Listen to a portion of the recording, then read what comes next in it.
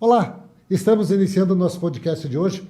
Programa, Cris, que tem o apoio publicitário do Centro Universitário Unifavest, essa referência no ensino superior, orgulho para Lages, para Santa Catarina e uma das maiores instituições do país, então muito nos enobrece, muito nos engrandece ter essa parceria aqui no podcast Cris e Barão com o Centro Universitário Unifavest.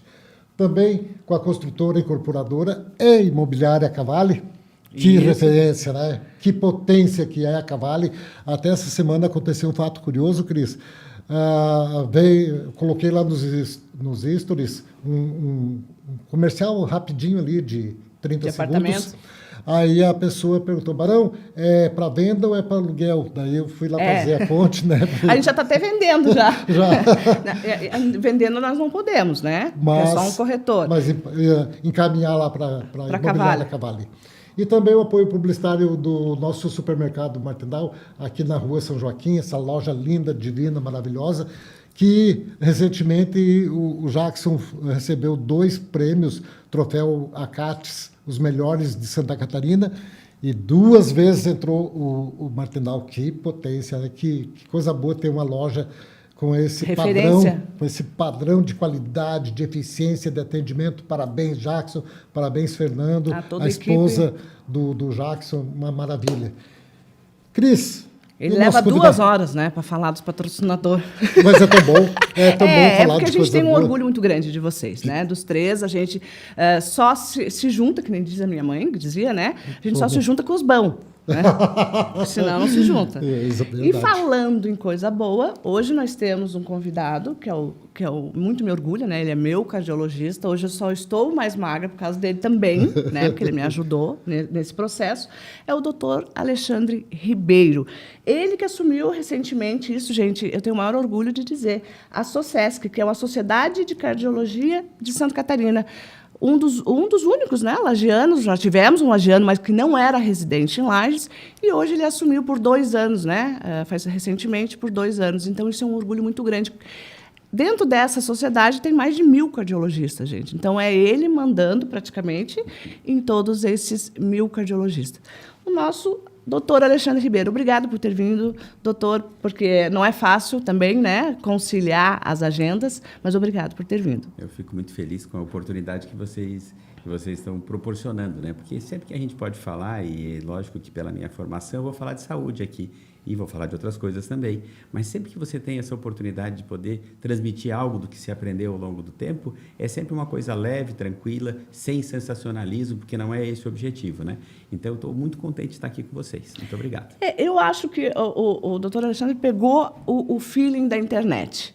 Eu vou começar com isso, porque às vezes eu falo do doutor Alexandre, aquele que faz os vídeos informando, então isso é fantástico. Eu quero parabenizar até, porque às vezes a pessoa tem uma dúvida, ela não precisa pagar, não é que ela não tem que ir, né? Mas se ela tem...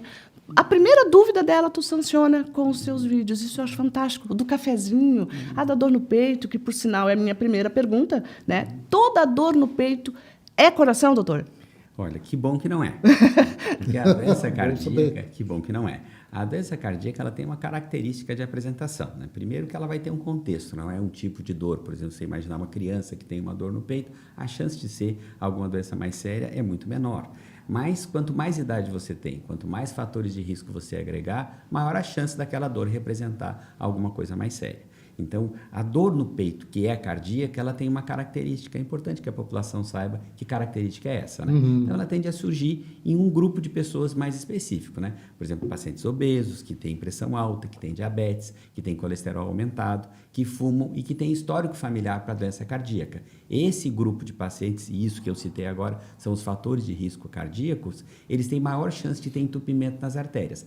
Cada um desses fatores como é que eu vou dizer, participa deste processo de entupimento. E a manifestação clínica desse sintoma, quando esse entupimento ocorre na artéria do coração, é uma típica dor no peito, que ela acontece uma dor mais interna, não é uma dor tão forte, sabe? É meio interessante isso daqui a gente imaginar, porque às vezes você fica com aquela imagem de que o infarto é uma dor muito forte. Não, o infarto em si, que é o fechamento dessa artéria, pode manifestar como uma dor mais forte. Mas a angina que antecede esse infarto, que é um tipo de dor, ela tende a ser mais é interna, e a palavra de angina vem de angor, e isso é um desconforto. A melhor tradução não é nenhuma dor, é um desconforto. Ele é interno, ele tende a acontecer no lado esquerdo, essa dor tende a irradiar para a região do pescoço, pode irradiar para o ombro e pode pegar todo o braço esquerdo.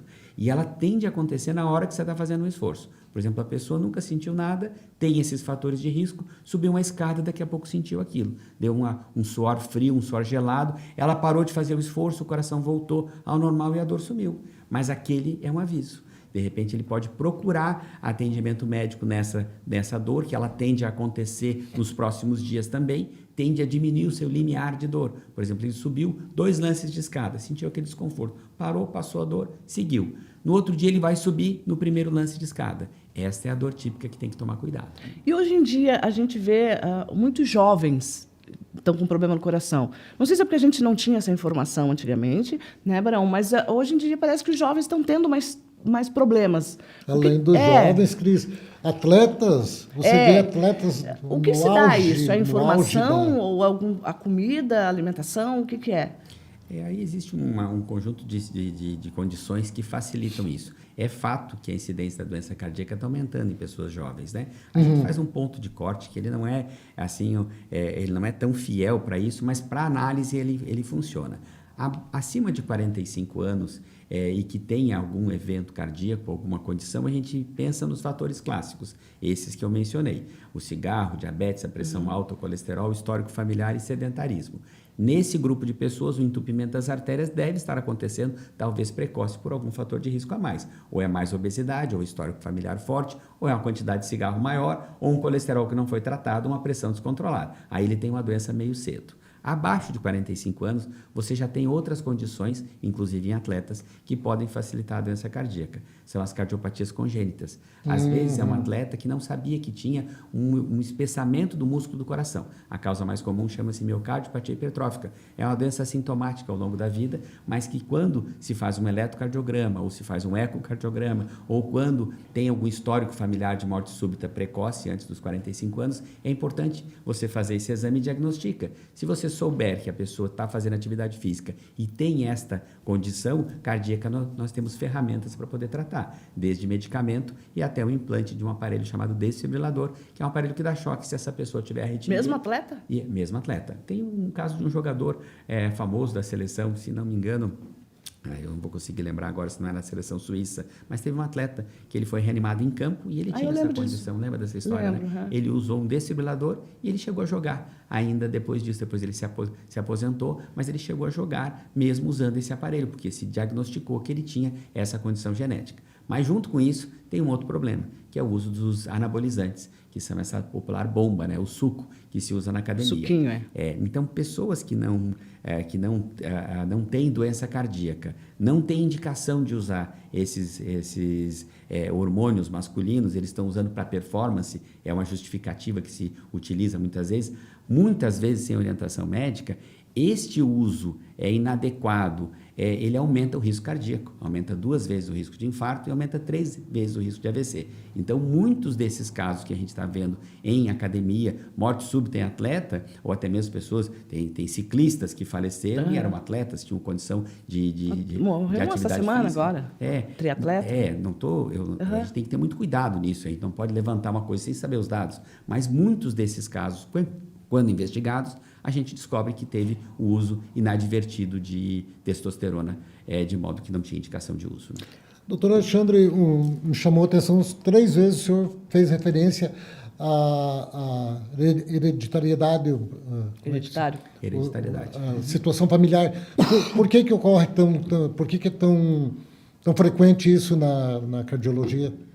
No fundo, a gente está indo para um caminho agora em que a parte genética está sendo cada vez mais estudada, sabe? Existem algumas doenças genéticas que você manifestava a doença. Hoje em dia, a gente sabe o nome da doença, sabe? Você tem um estudo genético que ainda está num valor muito alto ainda para essas condições, e você consegue descobrir que a pessoa veio com um defeito de alguma proteína que não produz determinada condição, e isso e acontece mesmo. Não, eu gostei da expressão da fala que o senhor usou. Veio com defeito, né? Porque o hereditário, né? Claro. Veio com defeito. Né? Mas, tem as coisas boas ruins, né? Às vezes tem coisas boas também, né? A hereditariedade, por exemplo, você vê esses atletas, é claro, os atletas os quenianos, por exemplo, que ganham a São Silvestre. Uma inveja que eu tenho, né? Eles não ganham isso ao acaso, eles ganham porque ele já tem uma parte muscular, ele tem mitocôndrias, ele tem estruturas de fibra muscular mais longas, eles têm uma genética que são perfeitos para aquele tipo de corrida. Então, você vê que a gente pensa num risco cardíaco, mas a genética também te coloca numa situação de superioridade em alguns esportes. Superatletas. Interessante isso. A gente só pensa no lado ruim, mas não, é herança, né? Do mesmo jeito. Tem até um caso curioso de um paciente meu, que eu quero muito bem, que ele chegou para o meu pai no supermercado e disse que tinha me contratado como advogado. E o meu pai falou, não, deve ter um engano, porque meu irmão mais velho é advogado. Então, você deve ter contratado... Errou os irmãos. Ele falou, não, é o Alexandre mesmo. Daí ele falou assim, é porque a primeira vez que eu consultei com ele, eu cheguei para ele e disse assim, eu tenho herança da minha família, que é esse caso de doença mais grave, e eu não quero receber. Então, por enquanto, eu estou aguentando... Nossa, que interessante, né? Ele me contratou como advogado para não receber a herança que ele tinha. E está indo bem, estamos conseguindo não receber a herança. Interessantíssimo. Me diz uma coisa, doutor Alexandre, explica para nós o que é essa sociedade de cardiologia de Santa Catarina. Qual é a sua função? Porque, às vezes, esses dias eu conversei com o pessoal e eles dizem, mas o que faz? O que faz? Porque as pessoas perguntam, né? É um clube de bolinha? É um clube fechado? Não, pera, eu vejo ele dando palestra, eu vejo o pessoal se informando. Na prática, o que ele faz? Se incomoda. Se incomoda. Eu vou dizer assim, mas é um incômodo bom e um incômodo necessário. A SOCESC é uma entidade sem fins lucrativos, ela existe desde 1978, já vai fazer 50 anos aí nos próximos anos, a gente está programando isso. E ela é uma entidade em que tem um conselho diretivo. Então, nós temos no estado de Santa Catarina próximo de 1.000 cardiologistas, quase 60% deles são conveniados com a SOCESC, e a gente realiza eventos de orientação médica e trazendo as diretrizes para vários locais. Então, o primeiro braço nosso da SOCESC é esse braço educacional para os associados, visando congraçar, inclusive, com os estudantes de medicina e com os residentes. Para isso, a gente realiza, durante esses 2 anos de mandato, é muito importante ver que não é um cargo político. Eu só tenho essa oportunidade na minha vida de ser presidente, porque não existe reeleição. Então, nós temos isso muito bacana. Né? Para político tinha que ser assim também, né? Muito bacana. É verdade. Eu tenho 2 anos para fazer o meu melhor. E não tem uma disputa. Por exemplo, o meu colega que me antecedeu, que era o presidente anterior e eu era vice-presidente da gestão atual, ele deixou várias coisas engatilhadas e eu também quero deixar para o meu vice, quando ele for... Deixar um legado. Deixar um legado. Cada um vai fazendo. Então, nós temos 7 eventos nas maiores cidades de Santa Catarina. Por exemplo, este ano nós já fizemos um evento em Joinville com 199 pessoas. Eles brincaram comigo porque eu, como presidente, eu queria 200, mas para mostrar que eu não mando, eu consegui 199 inscritos. Faltou um. E aí a gente vai realizar agora o Cardio Floripa no final desse mês, que é um evento para 250 pessoas estimado. É um evento maior, são 2 dias. Nós teremos em agosto, em Criciúma, na região de Nova Veneza, que é o evento da Sociedade de Criciúma. Ano que vem nós teremos em Lages, teremos em Chapecó e teremos em Blumenau. E nós teremos o Congresso Catarinense de Cardiologia, que é um evento que a cada 2 anos vem aumentando o número de inscritos. Ano passado, 601. Não sei por que a sociedade gosta desses números assim, né? Para quem tem toque, é uma coisa curiosa. De qualquer forma, esse é um braço. Nós temos outro braço, que é a questão de você ter, aí sim, uma atividade política. Nós fazemos reuniões com os secretários de saúde do Estado, com os secretários de saúde do município, tentando ver quais são as situações cardíacas em que a sociedade pode contribuir. Nós temos um projeto muito grande, que já vem das outras gestões, que é criar a rede de infarto. A rede de infarto seria uma situação que só Santa Catarina pode sonhar com isso, porque o nosso estado é pequeno, organizado, e a gente tem laboratório de cateterismo em vários locais do estado. O que é o nosso sonho? Que qualquer indivíduo de Santa Catarina que está a menos de 3 horas de uma sala de cateterismo possa ser atendido pelo SUS, não importa onde ele estiver. Esse é o nosso sonho. Imagine alguém lá no interior de São Joaquim, lá próximo do Rio Pelotas, e ele tem uma dor no peito. Essa pessoa deve realizar um eletrocardiograma, um médico cardiologista em Florianópolis deve fazer a leitura desse eletro, ele deve acionar o SAMU, a ambulância do SAMU vai buscar essa pessoa lá, vai entrar no GPS de referência para qual local que ele vai levar, se ele vai descer para Criciúma ou se ele vai trazer aqui para Lages. Se o tempo do início da dor dele e o tempo do que ele está sentindo for menor que 6 horas, a ambulância do SAMU vai ter o remédio para poder aplicar na veia dele e vai trazer ele ou para Lages ou para Criciúma, dependendo de onde ele estiver, provavelmente Lages. Se ele tiver com uma hora só de dor, é melhor que ele chegue logo no cateterismo e não precisa fazer esse remédio na veia. E aí a ambulância vai trazer, o centro especializado já vai estar esperando e a gente vai reduzir o tempo do infarto, fazer com que reduza a mortalidade e ele vai ter menos sequela de diminuição da força cardíaca se a gente conseguir viabilizar isso. E esse é um projeto da SOCESC, não é da minha diretoria, isso já é um projeto grande. A gente já, desde a Carmen como secretária de saúde, a gente já conseguiu viabilizar os pontos que faltavam. Tinha 2 cidades em Santa Catarina que não estavam cadastradas a fazer esse exame pelo SUS. Durante a gestão da Carmen, essas 2 cidades foram cadastradas. Chapecó era uma delas. Então, quando a gente criou a malha... O tamanho de Chapecó... Mas é que Xanxerê podia fazer pelo SUS. Bom. E aí Chapecó tinha só convênio. Aí nós precisávamos que Chapecó também tivesse SUS. E a gente conseguiu isso por intermédio da sociedade. Nós já temos as equipes treinadas do SAMU, mas nós não temos o medicamento comprado. Então, nós precisamos sensibilizar o Estado. E a gente teve reunião, a SOCESC fez uma reunião com o secretário de saúde atual, que foi muito receptivo, porque a gente tem eletrocardiograma, não temos 24 horas ainda, mas nós já temos 18 horas. Está faltando pouco. Então, nós precisamos criar essa malha. É outra coisa que faz parte da... E até coisas bem inusitadas. Por exemplo, esse final de semana, eu recebi não é uma denúncia, mas um colega cardiologista percebeu que o aeroporto de Florianópolis tem um fumódromo. E esse fumódromo está em ambiente fechado. Opa.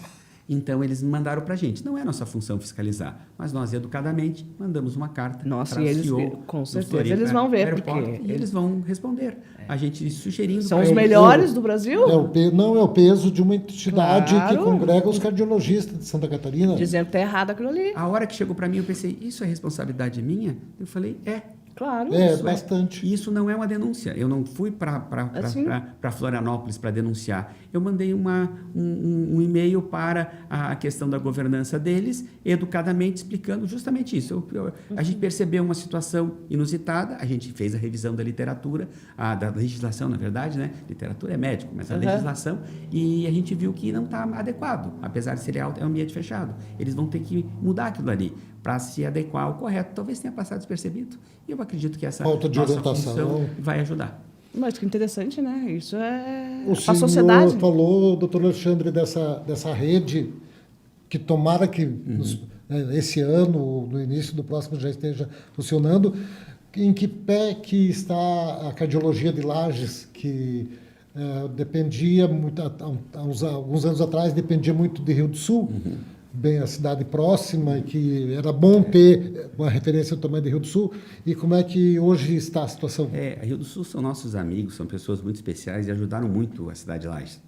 Eu até, honestamente, eu acho que faltou um agradecimento formal da cidade para Rio do Sul, sabe?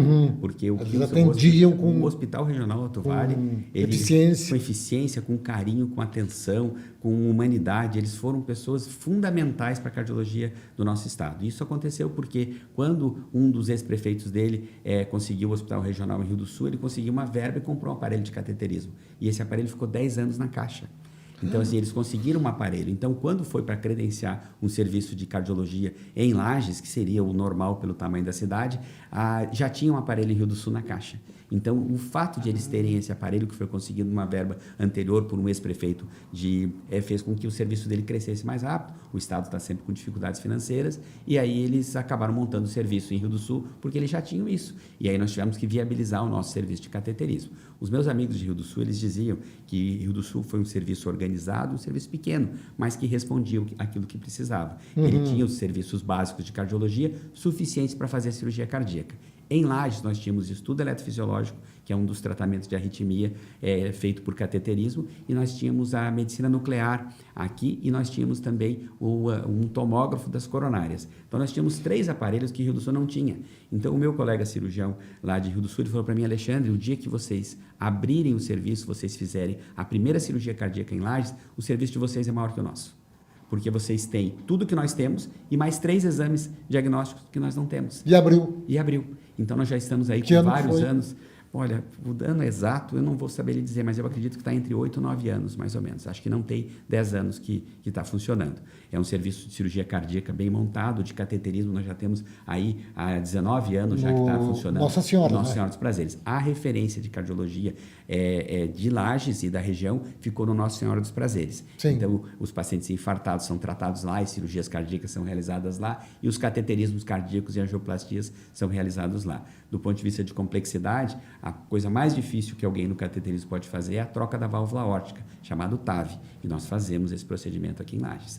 A cirurgia mais complexa cardíaca é o transplante cardíaco. Isso não é feito em Lages, isso é feito em Blumenau. Florianópolis já fez transplante cardíaco, mas atualmente o único serviço credenciado para o transplante é Blumenau e funciona muito bem. Então, todos os níveis de complexidade maiores da cardiologia, desde a parte clínica até a cirúrgica e a parte de cateterismo, são realizados em Lages. Tem uma outra exceção para procedimentos muito caros. Por exemplo, o desfibrilador é um marca-passo especializado que dá choque, como esse do jogador que eu falei há pouco. Esse marca-passo pelo SUS só é colocado em Florianópolis, mas existe uma tendência de que ele tenha mais um local a fazer isso pelo SUS. Lages está na disputa por isso, o Caçador também, então vai ter um segundo serviço a fazer isso, com certeza. Bom, né? Que maravilha. Esse aparelho desfibrilador, esse não teria que ser colocado nas escolas, em órgãos públicos, porque às vezes a pessoa, não tendo um desse, é que ela venha a falecer, né? E isso acho que gera é muito custo, eu acho, para o Estado. Mas eu acho que Santa Catarina teria condições, né? Ele já tem vários locais que tem, sabe? Eles têm um número que eu não vou Tem que precisar profissional pra vocês. ainda, né? Que saiba usar. Ele é todo... os bombeiros usam esse aparelho, ele é todo instrutivo. Não é que ele seja perfeito, ele não é. Mas assim, ele consegue, numa situação de emergência, você liga as pás, por exemplo, uma pessoa desmaiada, você coloca as pás em cima, o aparelho vai fazer a leitura do tipo de arritmia que está fazendo e vai indicar o choque, e o aparelho mesmo vai dar o choque. Então, tu não precisa ter alguém treinado, só tem que ter alguém treinado para colar um adesivo no peito da pessoa, que o aparelho vai fazer o resto. Você ligou o aparelho e colocou ele no peito. Então, isso daqui tem o tamanho da escola, o tamanho do local, da circulação que as pessoas têm, já a legislação exige um DEA, que é esse desfibrilador automático. Então, já se progrediu muito em relação ao uso desses aparelhos. Por exemplo, os estádios de futebol já é obrigatório que tenha. Né? Me diz uma coisa, doutor Alexandre. A sociedade, né, de cardiologia, claro, tem coisa que eu acho que não tem responsabilidade, mas eu fico pensando como mãe, né? As crianças, ou as professoras, órgãos públicos, não teriam que aprender os primeiros socorros? Eu vejo algumas escolas introduzindo, mas isso é porque elas estão introduzindo, não que seja uma lei.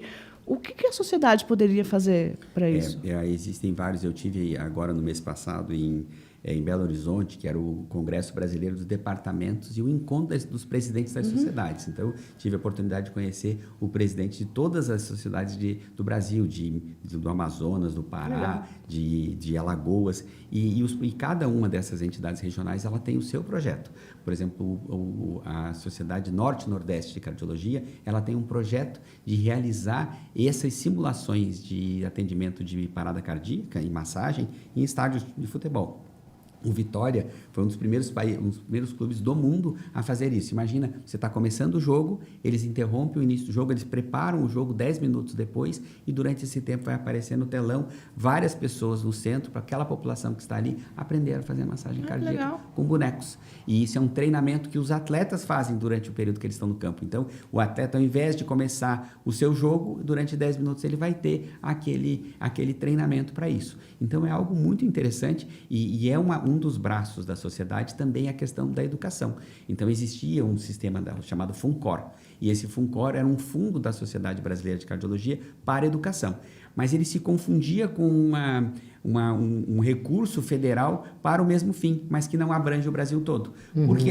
Porque ele se confundia na essência com esse fundo, a SBC retirou a verba do FUNCOR. E agora cada sociedade pleiteia o seu tratamento. A nossa sociedade ela não tem um projeto para atendimento de parada cardíaca. Nós temos um projeto de educação da infância para a educação alimentar. E esse projeto nós somos parceiros do Estado nessa condição. E já foi um projeto também já discutido discutido. Mas é algo possível de a gente Os primeiros socorros, porque, querendo ou não, entra neles, né? Uma cardíaca, aquela outra que eles fazem para desobstruir. A manobra de Heimlich. Eu acho que isso é uma utilidade pública, né, Barão? De repente, já se unir com outra sociedade, né? Com outra... Eu acho interessantíssimo. É muito legal até porque precisa da política. Às vezes as pessoas não gostam de política, eu também não gosto, mas a gente precisa dela. É necessário. É por causa dela, né? É que vem o teu salário, é por causa dela que melhora a saúde, melhora a educação. Então a gente tem que estar atento a esse tipo de coisa. Tem uma frase que e talvez isso também me leve a buscar essas questões das entidades, que é o seguinte: as pessoas que não gostam de política são governadas por aquelas que gostam. Isso é fato. Você não vai ter como fugir disso. E depois não adianta chorar, né? Essa é uma regra da sociedade, né, que é um elemento básico da sociedade, né? Não gosta, vai ser comandado. Mas pode não, continuar. se tu quer perguntar, pode perguntar, porque depois eu atropelo e ele fica bravo. Não. Aqui eu tenho uma pergunta. A pressão alta, muitas vezes, é silenciosa, né? Eu sei porque eu tive pressão alta, tenho... Ela não dá mesmo, mas quais são os sintomas mais que a pessoa pode dizer, não, peraí, opa, de repente ela escutando o podcast, ela pode dizer, não, vou ter que me consultar porque eu estou tendo esse sintoma. A regra é muito clara, assim, a pressão mesmo elevada, o ideal seria o 12/8. Quando a pessoa é hipertensa, a regra de tratamento que mudou, né? Em agosto, para 13/8. O objetivo, a meta terapêutica agora é 13/8. E para quem é hipertenso, mas para quem não tem doença da pressão alta, o 12/8 está excelente. Até 14/9, no ambiente do consultório, a gente ainda considera normal, porque existe a hipertensão do avental branco, Sim. que é uma reação... Chega lá, o cara passa mal só de olhar para o médico. Só de olhar para o médico, remete a muitas coisas do passado e da ansiedade. Então, assim, o que acontece? Eu vou pegar um 14/10, por exemplo. 14/9, por 9,5, provavelmente não vai ter nenhum sintoma. Quando a pressão baixa está em 10, você já pode ter alguns sintomas relacionados. Dor de cabeça é um dos sintomas frequentes. Às vezes tem palpitação, disparo no coração. Às vezes tem um cansaço, uma falta de ar. Por exemplo, um dia muito frio, você foi subir uma escada, você sentiu um cansaço, assim, uma sensação assim, mais ofegante do que você estava. Tem gente que tem tontura, um pouco de vertigem. Tem gente que tem emborramento visual, sabe? Essas alterações são muito inespecíficas de sintoma da pressão, mas podem te remeter a aferir a sua pressão para você saber se você não está tendo algum desses sintomas. Mas, em geral, a doença da pressão alta, ela é silenciosa. Eu já verifiquei várias vezes pessoas com 18/10 de pressão que não estavam referindo nenhum sintoma. E não sente nada. Não sente nada. A dor de cabeça, doutor, porque assim, tem gente que diz que a dor de cabeça para pressão alta é atrás, né? Eu já cheguei a ter realmente ânsia de vômito, né? Isso há muito tempo, graças a Deus. Mas ela tem diferença na cabeça? A localização, não. As dores de cabeça, quando elas são mais relacionadas com a região assim, da nuca, elas têm muito a ver com o tipo de dor que a gente chama de cefaleia tensional. É aquela pessoa muito tensa, muito ansiosa, e aí esses músculos aqui do pescoço ficam bem endurecidos. Então, e aí, quando você tenso. sente a dor aqui, esta parte aqui da nuca fica... E como você está prendendo isso daqui, na região frontal também. É uma dor em peso, uma dor assim que fica... incomodando, assim, não chega a ser uma dor tão intensa. É uma dor da tensão. Mas a pessoa que está tensa pode ficar com a pressão alta.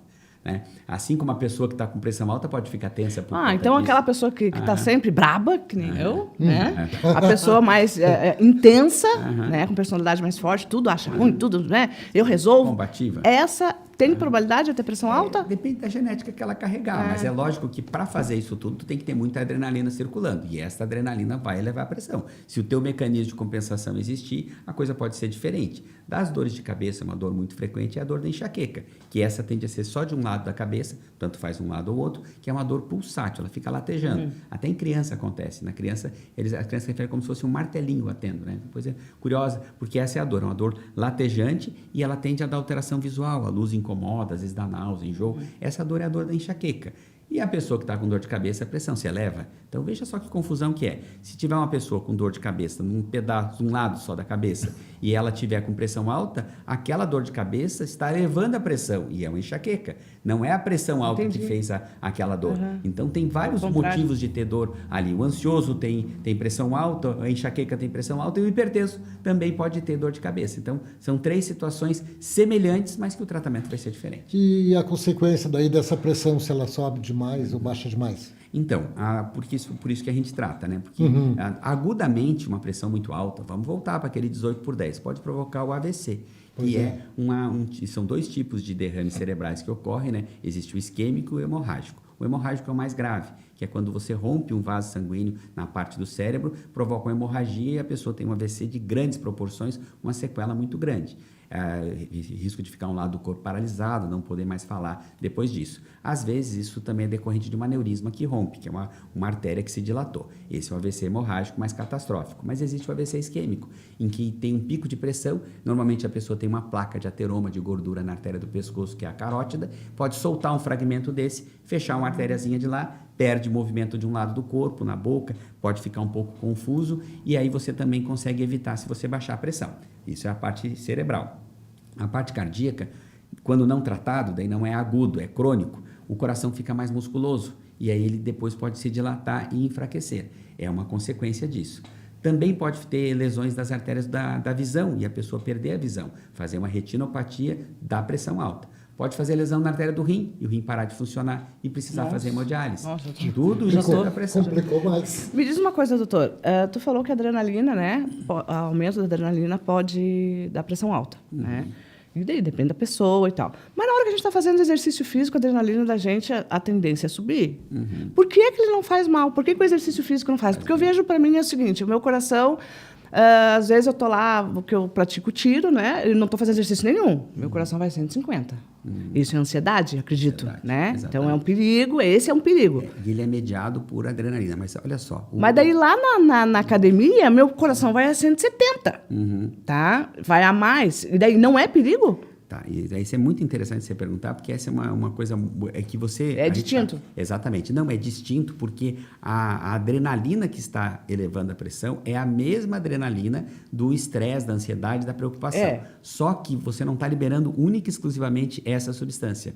Então, assim, você sabe que durante o exercício, você libera as endorfinas. E as endorfinas são aquelas situações de bem-estar. E essas endorfinas vão provocar uma vasodilatação. Então, você pensa o seguinte, a adrenalina contrai a artéria, eleva a pressão, mas a endorfina ela vai dilatar. É o balanço das duas é que vai te dar a sensação boa. E aquela elevação da pressão, ela se faz com um batimento cardíaco cadenciado. Ele está preparando o teu corpo para melhorar o funcionamento geral do teu organismo. Então, o exercício. A adrenalina, ela é um dos hormônios relacionados com o estresse, mas existe todo um balanço hormonal e físico que te traduz em bem-estar. Durante o período que você está se exercitando, a pressão de fato está subindo, mas ela não vai chegar a 18/10. Tu entendeu? Ela vai fazer um 15/9 durante o exercício e tá tudo bem, sabe? Mas o efeito geral, a hora que você termina o exercício, que você tá cansada, que você suou bastante, você vai para casa, tu tá feliz, tu tá alegre, tu tá relaxada, a tua pressão vai baixar.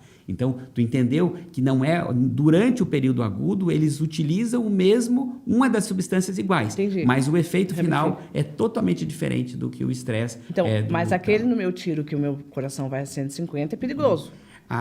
Daí depende também, sabe? Porque, por exemplo, assim, aquilo é algo que você está fazendo para a tua proteção individual e pessoal. Psicologicamente, aquilo está te trazendo um bem-estar também, sabe? De você saber que você tem condições de se defender. Mas na hora que você está ali, o teu corpo está preparado para aquela ação. Então, você está acelerando e desacelerando. Eu comparo isso a uma corrida e você correu na esteira e parou. É isso que você faz no tiro. Você está preparada, ele acelerou, mas depois ele voltou para o normal. Está fazendo um treino cardíaco que não vai te trazer. Olha, minha filha, viu? A mamãe está fazendo treinamento também. Está fazendo cardio quando está fazendo tiro. Não chega a ser um tempo prolongado, mas ele tem... Porque a minha filha número 2 disse que imagina se meu coração vai chegar a 150, eu não estou fazendo. Eu olhei, mas eu gasto caloria tirando. Não, igual a academia. Dela, não. Eu disse, filhinha, a mamãe está fazendo cardio também. Ela não chega a gastar porque o tempo é menor. Não, ela gasta pouco. Ele não chega ainda, ele não pode usar isso como gasto porque ele é um susto. Por exemplo, nós estamos aqui no estúdio, daqui a pouco ocorre um barulho. Nós vamos virar para ver o que está acontecendo. Aqui, a elevação. Naquele momento vai acontecer um ataque cardíaco em todos nós para pensar o que pode estar acontecendo. Mas isso é uma coisa momentânea. O teu corpo mesmo vai frear aquilo dentro de 1 minuto, 2 minutos. Então é diferente do que você ficar a 150 de batimento cardíaco na esteira durante 10 minutos. Aquele vai queimar caloria. Esse impulso do teu tiro ou do susto que a gente pode levar aqui, ele não vai mas precisa, né? Precisa... Tá certo, não não, mas eu preciso passar por isso que Noelle, você está certa. O doutor me chamou a atenção, o senhor falou da questão do olho, E existe alguns derrames, é derrame a palavra? Que a pessoa paralisa a boca e torta e o olho torta e fica só com aquela sequela que demora só com base na fisioterapia. Fisioterapia para recuperar? Existem 2 tipos de paralisia facial, sabe, Barão? A mais comum, que provavelmente é o que você está me falando, é aquela que o olho fica caído.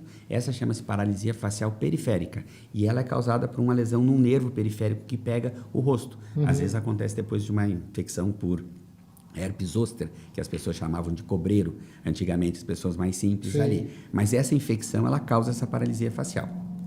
Existe uma outra situação, que é a paralisia facial central, que foi o AVC que aconteceu, uma artériazinha lá dentro, e que ele vai perder o movimento do braço e da perna junto com o movimento do rosto, mas ele não perde a questão do olho. A diferença é que a boca fica mais puxada no AVC, mas o olho não. Então, olhando para a pessoa, o aspecto inicial do rosto da paralisia facial, que é mais benigna, ele é pior do que o AVC, que é mais grave. Por causa da visão da visão na hora que você examina ele. Mas dentro de um hospital, você acaba tendo que, numa emergência, tu tem que fazer essa diferença. É uma paralisia facial, fique tranquilo, não está correndo risco. É uma AVC, a gente vai ter que fazer uma medida, um tratamento e vai ficar internado. Ele causa, assim, estranhamento, né?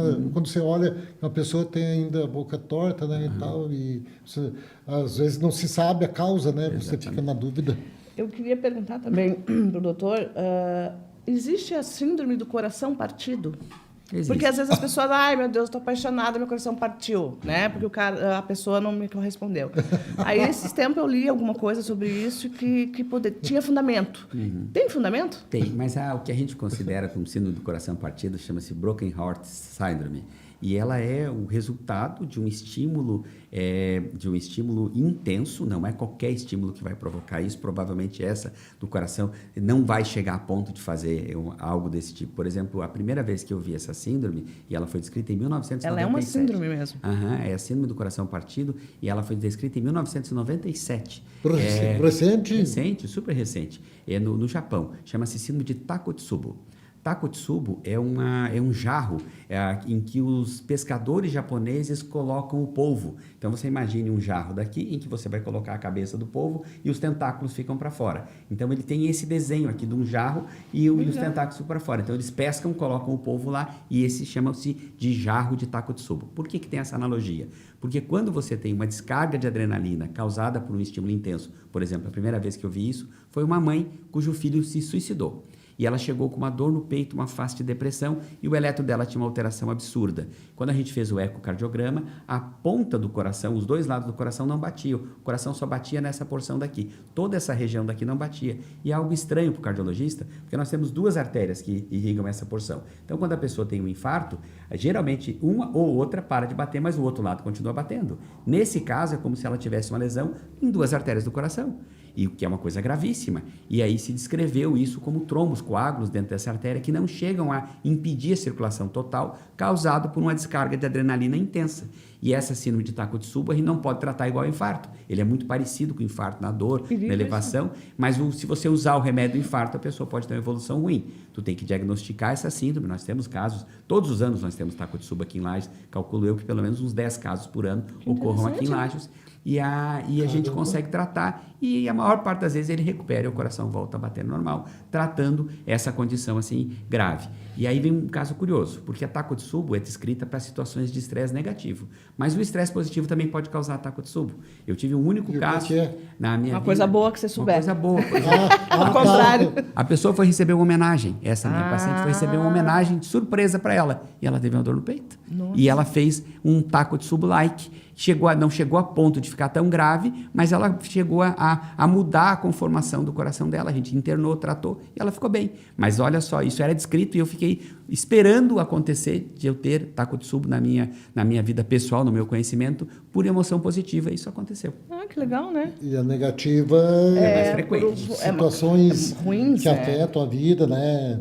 Enchente, desastre, perda de familiares. De familiares, isso, né? Filhos, pais. Uma coisa... qual é o momento mais difícil que tu acha em ser cardiologista? Porque o médico, ele acaba sofrendo junto com as pessoas, né? Eu tenho que ter um dom divino para ser médico. E não é todos que têm. Mas eu queria saber, qual é essa sensação? Eu acho que a perda do paciente, porque isso remete à tua perda dos familiares, né? Dos teus familiares, da tua vida, você se deparar com a finitude. E isso te engrandece como pessoa, né? Você sentir a dor do outro, você conseguir perceber isso. Então, tem vários mecanismos psicológicos que acabam sendo feitos. Às vezes, o médico, muitas vezes, e eu em alguma situação já tive que usar esse mecanismo psicológico, porque a situação muito intensa é o isolamento social, o isolamento afetivo. O isolamento afetivo é você pensar assim, aconteceu algo muito ruim, mas eu tenho que me fechar porque eu tenho que tratar os outros. Isso aconteceu na pandemia. Eu lembro até hoje que eu entrava na UTI, paramentado para poder atender, um caos, assim, mortes acontecendo. Teve uma noite que eu tinha 10 pacientes internados no hospital, morreram 6. Nossa. Foi o dia que mais pessoas morreram em Lages, no auge da pandemia. Então, a tua cabeça, e você tem que absorver aquilo, respirar, passar para cuidar do outro, porque o outro tem chance de sobreviver e eu não posso me abalar psicologicamente a ponto de que isso interfira com o meu trabalho. Então, eu tenho que acolher o paciente, acolher a família, para poder explicar o que aconteceu. Toda morte tem uma justificativa e você tem que fechar em você esse luto, não chore agora, engole o choro e vai cuidar do outro que precisa. Mas, ao longo do tempo, você vai desenvolvendo esses mecanismos de interação e isso vai te facilitando ver. Eu acho que você não deve deixar de interagir com a família, dos momentos tristes que tem, porque aquilo geralmente é o final de uma história bem contada, de um ciclo. Como essa noite que faleceu um paciente meu de 87 anos, com quem eu tinha um vínculo muito bom com ele e com a família, em que a gente percebeu que foi uma história de sucesso. Então, por mais tristeza, por mais que aquilo tenha me deixado triste de tê-lo perdido, mas eu tenho uma felicidade imensa de ter contribuído para ter dado dignidade para ele nesse final. Então, você vê que essa interação é uma coisa muito grandiosa para a gente e me torna melhor como ser humano, mostrar a minha fraqueza, perceber que, olha, esse é o limite do que eu consigo fazer. Eu fui até aqui, agora a gente vai passar para tentar fazer o melhor para essa pessoa, para ela poder viver melhor os últimos minutos, dias e segundos que ele tem na vida. Então, bem dentro disso. Então, qual é a relação, então, com o que você tem com Deus? Porque todo médico tem, né? Tem uns que não acreditam, tem outros que não acreditam, ou um ser superior. Mas você, pessoalmente, qual é a relação que tu tem com Deus? Eu acredito em Deus, eu confio nele, eu sinto a presença dele no meu dia a dia. Acho que essa é a forma melhor de a gente poder responder. Já houve momentos de mais distanciamento, já houve momentos de mais proximidade, e ao longo do tempo. Isso eu acho que as pessoas acabam percebendo isso. Eu fui criado num lar católico, do meu pai, da minha mãe, participaram da renovação carismática. Meu sogro, minha sogra também sempre foram muito ativos, Cursilho e proximidade com o Dom Oneres. As duas famílias eram amigas do Dom Oneres, que foi quem fez o meu casamento e também o batismo das minhas filhas. Então, a gente consegue perceber essa questão do berço da religião católica, mas eu respeito as outras religiões e eu acho que você ter algo em que você acredita, ele te dá força para você poder enfrentar esses momentos. E várias vezes eu pude utilizar isso naqueles momentos difíceis das famílias e pessoalmente também, né? Porque quando você tem uma doença muito grave, como é que você lida com uma situação extrema de fraqueza e de tristeza? Toda vez que tu tem uma prova difícil, tu vai estudar. Então, você tem um desafio e tu vai lá e tem coragem para enfrentar. Então, a vida é esse binômio do desafio e da coragem. Mas frente a um câncer terminal, frente a uma doença cardíaca terminal, frente a uma doença de um filho que você não tem como fazer, a coragem não adianta. E aí o oposto da tristeza, nessa condição que você está vendo, é a fé. E é isso que faz a diferença. O Deus é a fé.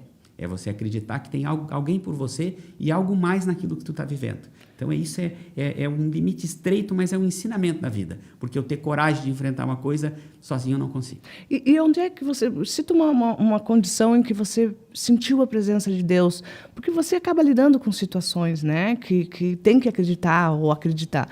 Uma situação que você tenha passado e dizer, opa, acho que Deus botou a mão aqui. A intuição. Eu acho que a intuição ele é algo que passa dentro de você. Que às vezes naquela correria do dia a dia você não consegue entender por que agiu daquele jeito, né? Eu já tive pacientes que eu estava saindo do consultório, já tinha feito a consulta dele e ele me falou, eu esqueci de falar que semana passada eu tive uma dor de cabeça. Eu olhei para ele, eu já tinha feito a consulta, ele estava saindo, que jeito que foi essa dor? Foi a pior dor que eu já tive na vida. Voltei para lá, assim, você vai internar. eu vou ver se você não tem um aneurisma. Daí ele falou assim, não, mas eu nem podia me internar agora. Dei o papel da internação para ele. Eu falei assim, olha, essa é uma dor que essa dor me surpreende. Eu já tinha terminado, já tinha até me despedido dele. Eu internei, ele tinha 2 aneurismas. E aí eu achei assim, aquela hora que eu pensei, deve ser um aneurisma e eu vou conseguir ajudá-lo. E a coisa foi tão interessante porque ele consultou no final de semana, eu internei ele no hospital, eu consegui o exame naquela manhã para ele fazer, tinha um técnico lá para fazer o exame, eu vi que eram 2 aneurismas, situação gravíssima, se rompesse ele poderia morrer. Eu liguei para o Marcelo, para o Conrad, que é meu amigo, meu compadre, e o Conrad falou assim, Alexandre, estou indo para Blumenau na segunda, pode mandar ele lá em Blumenau, eu já consigo embolizar ele pelo SUS. E ele saiu, então assim, foi uma sexta-feira, um sábado o exame, domingo no hospital, segunda de manhã, terça-feira... Tudo perfeito. Tudo perfeito. Mão de Deus. E os 3 pacientes meus que fizeram transplante cardíaco, quando eles sentaram para mim, que eu fechei a indicação do transplante, eu sabia que eles iam transplantar. Sabe aquela sensação assim? Intuição. Eu olhei assim, intuição. Vocês vão conseguir. Tipo assim, e daí eu fui movendo tudo, porque tu tem que fazer tudo certo dentro do parâmetro para você conseguir o transplante. E os 3 conseguiram. Então, assim, foi uma coisa que me surpreendeu por ser algo... Não existe nada além disso na minha especialidade. Uhum. Então, eu consegui conduzir e ajudar eles para isso, né? E são vários momentos na minha vida pessoal dizer assim, eu não sei por que eu estou indo por esse caminho, mas eu vou por esse caminho. Uhum. E a coisa dá certo. E a vida pessoal? Como é que tu concilia isso? Porque, às vezes, a gente, claro, é muito diferente, mas eu levo para casa, às vezes, alguma coisa, indignação, né? Como é que tu concilia isso com a família? Eu acho que a família é a base, é o suporte, né? Eles têm que tolerar muitas situações, às vezes eu estou mais quieta, às vezes eu estou mais falante. A gente tem o segredo da tua profissão em que você não leva as coisas para a tua casa com nomes e situações, mas aquilo te abala profissionalmente. Uhum. Você dizer assim que eu fecho a porta do meu consultório e eu esqueço tudo que eu vivi, isso é mentira, né? Uma vez uma paciente, minha amiga, bioquímica, ela ficou muito preocupada com um exame que ela viu que era uma leucemia numa criança. E ela viu pelo CRM do médico que era um médico jovem. Então, ela ficou preocupada de soltar aquele laudo e que o médico, ela com mais experiência, não tivesse a sensibilidade de que aquela criança tinha que ser mandada naquele dia para Florianópolis um recurso para tratar a leucemia. E aí ela foi ligando para um, foi ligando para outro, quem pediu o exame já não estava mais lá, mas conseguiu falar com um amigo, ela se mobilizou várias pessoas para poder conseguir chegar no médico que fez. Quando ela chegou, ela falou, ele disse que ele tinha ficado assustado com o resultado do exame e pediu ajuda para outro médico mais experiente, que daí conduziu a criança, e a criança foi mandada. E daí ela me contou aquilo como sendo algo de estresse, que a pressão dela subiu, e que ela disse assim, eu fico pensando, será que eu fiz certo de ter interferido, de ter visto, de me preocupar? Afinal, não era a função dela ter feito aquilo. Aí eu falei uma frase que vale para mim, o errado é tu não se importar. Uhum. O dia que tu não se importar, aí tu fez a coisa errada. Então, assim, eu acho que o dia que eu não me importar, eu fiz a coisa errada. Uhum. Então, a minha família, minha esposa, minhas filhas, elas me dão o suporte que eu preciso para eu continuar me importando. O dia que eu não me importar, eu acho que eu estou errado. Né? Eu acho que a família é tudo, né? E as suas filhas, elas são estudantes, uma de medicina, né? A Gabi, a minha filha mais velha, está no 4º ano da Faculdade de Medicina, lá no Sul, na Pedra Branca, né? E a minha menor, a Nick, está no 3º ano esse ano, né?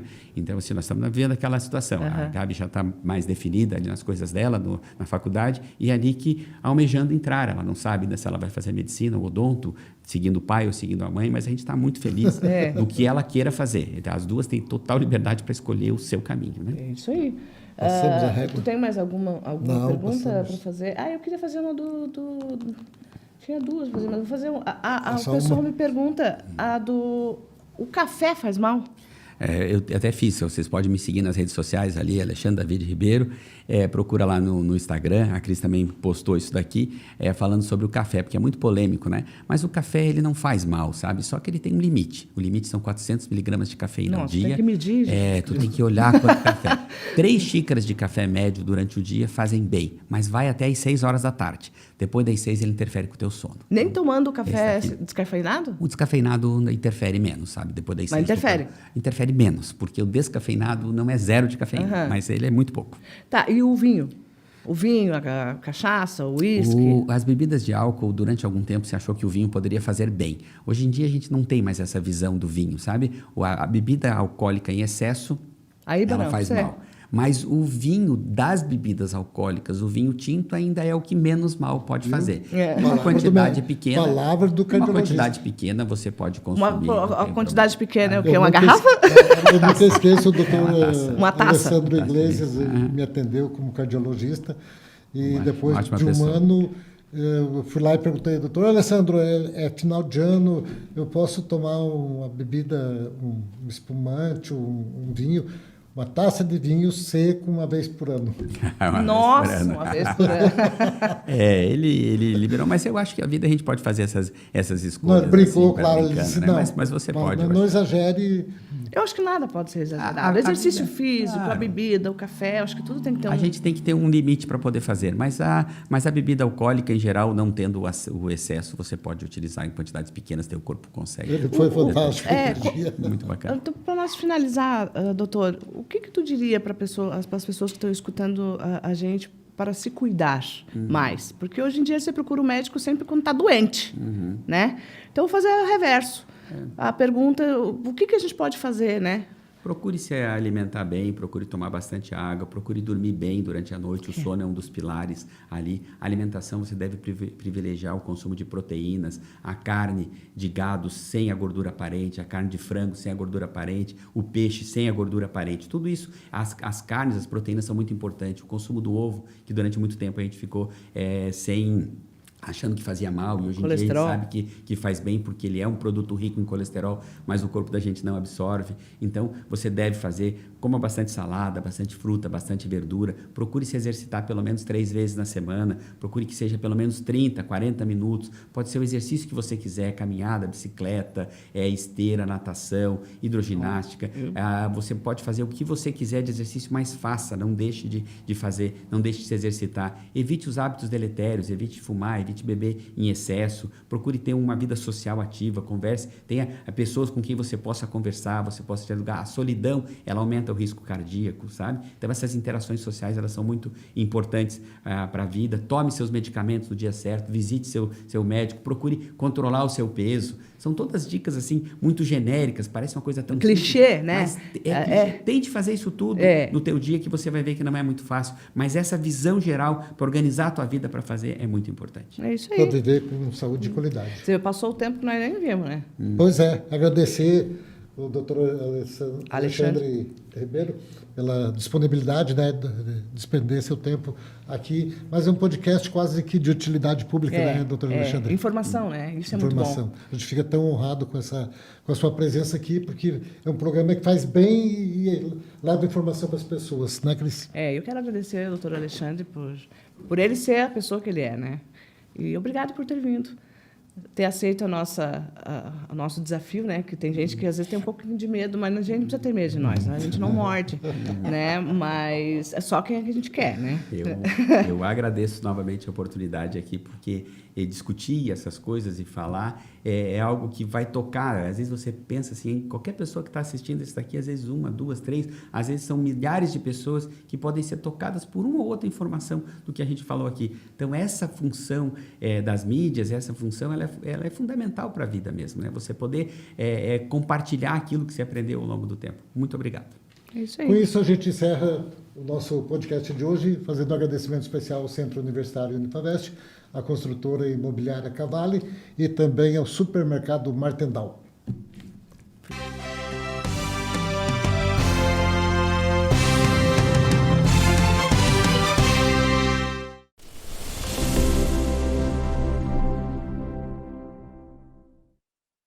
Tudo vai dar certo, deixa as intenções e as discussões pra lá. Mentaliza sua própria harmonia. Aprende enquanto